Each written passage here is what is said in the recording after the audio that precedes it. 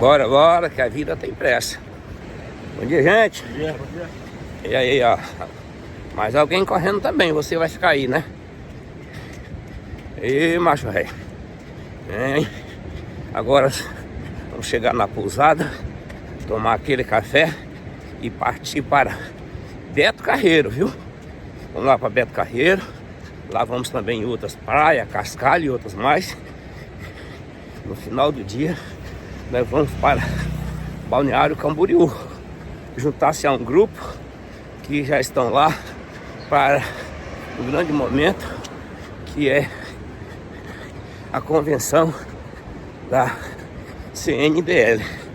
Vai lá, muitas palestras, muita conversa, muito bate-papo, muita amizade. Isso é a vida. Depois você não reclama não, viu?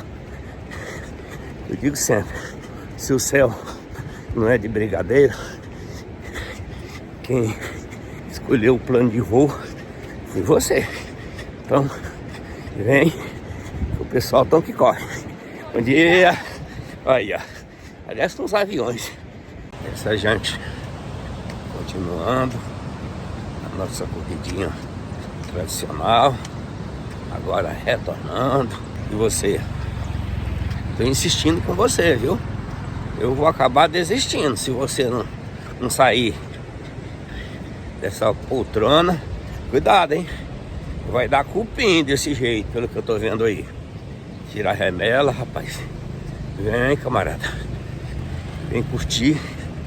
Sai aí desse aparentemente conforto.